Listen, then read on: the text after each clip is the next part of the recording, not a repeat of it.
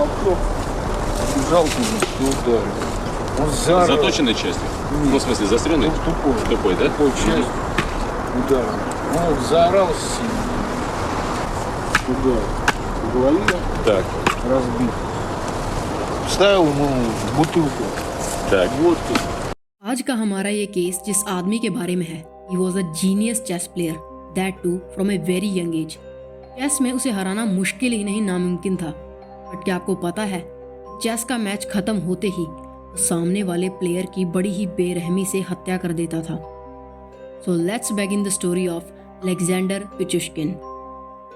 Alexander का जन्म Russia के मितिश्ची में 9 अप्रैल 1974 को हुआ था। And he was very much like any other normal kid of his age.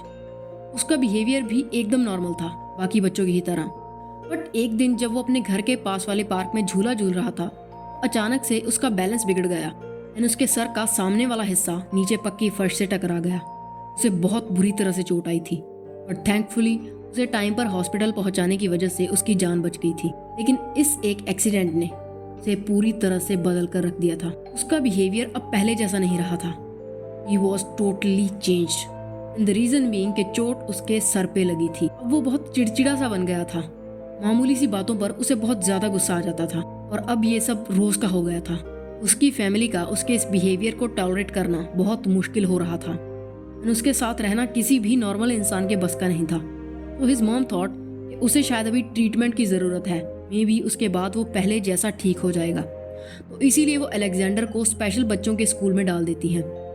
इन स्कूलों में बेसिकली ऐसे बच्चे होते हैं जो फिजिकली या फिर मेंटली एबनॉर्मल होते हैं एंड जिन्हें अपनी नॉर्मल लाइफ में किसी और के सहारे की ज़रूरत होती है। बट उनका ये फैसला एलेक्स को बिल्कुल भी अच्छा नहीं लगा। इवन उसके पिछले स्कूल के और इवन मोहल्ले के भी दोस्त उसका मजाक उड़ाने लगे थे। Used to humiliate him and even physically torture him just because कि वो स्पेशल बच्चों के स्कूल में जाता था। अलेक्जेंडर को बहुत शर्मिंदगी महसूस होती थी। उसे गुस्सा तो बहुत आता था, वो इन सबको अच्छे से सबक सिखाए, बट वो उनका कुछ कर नहीं सकता था। एंड इस ह्यूमिलेशन ने उसकी कंडीशन ठीक करने की बजाय और भी खराब कर दी। वो अंदर ही अंदर अपने गुस्से को दबाए बैठा था, which started affecting his life. He was just failing everywhere.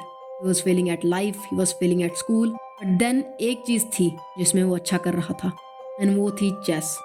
Actually उसके ग्रैंडफादर वो इंसान थे जिन्होंने उसके इस टैलेंट को पहचाना था एंड उसके इस टैलेंट को पॉलिश करने के लिए वो खुद उसके साथ घंटों बैठकर चेस खेला करते थे एंड उसे चेस की बारीकियां सिखाया करते थे। वो the first time ever Alexander को किसी चीज़ में खुशी मिल रही थी।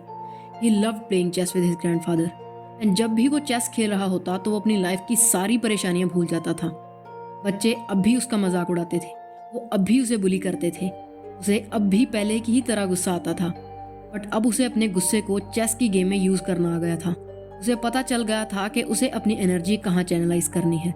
बट उसकी ये खुशी ज़्यादा टाइम तक नहीं रही और एक दिन अचानक उसके ग्रैंडफादर की डेथ हो गई।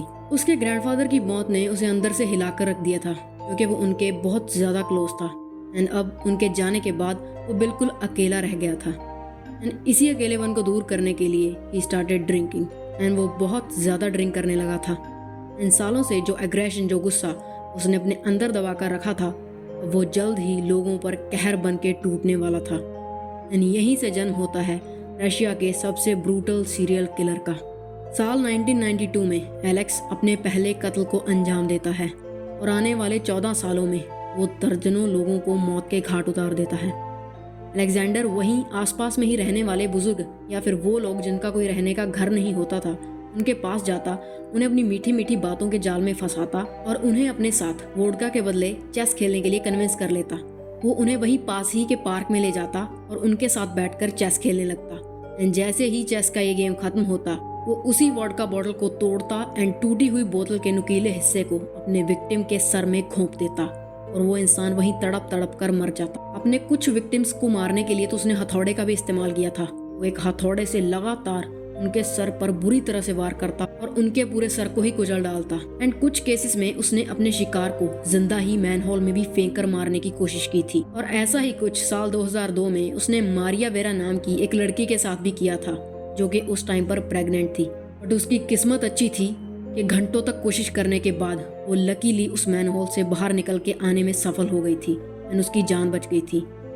एंड उसने इस इंसिडेंट की रिपोर्ट भी लिखवाई थी पुलिस में। बट अब इसे पुलिस की नाकामी कहें या फिर अलेक्जेंडर की अच्छी किस्मत, बट इस केस की कभी इन्वेस्टिगेशन ही स्टार्ट नहीं हुई and Alexander went on to kill more and more people. लेकिन साल 2006 में एलेक्स की ये किस्मत उसका साथ छोड़ देती है और पुलिस को एक मर्डर केस में मिले सभी सबूत अलेक्जेंडर तक पहुंचा देते हैं।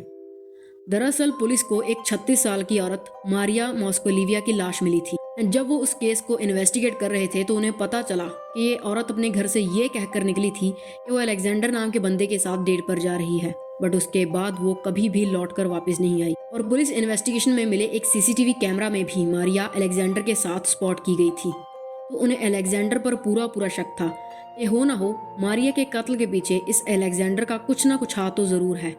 एंड मारिया के ही मर्डर केस में 16 जून 2006 को अलेक्जेंडर को उसी के घर से अरेस्ट कर लिया जाता है। बट फिर पुलिस कस्टडी में जो कन्फेशन वो देता है वो सुनकर वहाँ मौजूद सभी पुलिस वालों की हालत खराब हो जाती है। अलेक्जेंडर उन्हें बताता है कि उसने सिर्फ मारिया ही नहीं बल्कि टोटल 60 लोगों का कत्ल किया है। And then he went on to give details about each and every murder he committed. Police जब उसके घर की तलाशी लेने के लिए जाती है तो उन्हें वहाँ उसके घर से एक चेस बोर्ड मिलता है जिसके सभी स्क्वायर्स में 1 से लेकर 60 तक गिनती लिखी हुई थी और सिर्फ लास्ट के 4 ही स्क्वायर्स खाली थे जिनमें कोई नंबर नहीं लिखा हुआ था, जो कि ये सिग्निफाई कर रहा था कि अलेक्जेंडर ने टोटल 60 लोगों का कत्ल किया था और अभी वो 4 और लोगों का कत्ल करने वाला था अगर उसे अरेस्ट नहीं किया जाता। एंड फाइनली उसके इन गुनाहों के लिए रशियन कोर्ट उसे 49 मर्डर्स एंड 3 अटेम्प्टेड मर्डर्स के लिए गिल्टी मानती है और 24 अक्टूबर 2007 को उसे लाइफ इम्प्रिजनमेंट की सजा हो जाती है। Alexander is still alive and वो जेल में अपनी सजा पूरी कर रहा है। बट क्या आपको पता है कि रशिया की ही तरह यूक्रेन में भी एक ऐसा ही सीरियल किलर था जिसने टोटल 52 लोगों की जान ली थी। और कमाल की बात यह है कि इतने कत्ल करने के बाद भी वो सीरियल किलर आज भी जिंदा है। अगर आप उसकी भी कहानी सुनना चाहते हैं तो स्क्रीन पर आ रही इस वीडियो पर क्लिक करके आप उसकी कहानी जान सकते हैं। So that was it for today. I hope आपको ये वीडियो अच्छी लगी होगी and so please don't forget to drop a like and you can also subscribe for more such content. फिर मिलेंगे।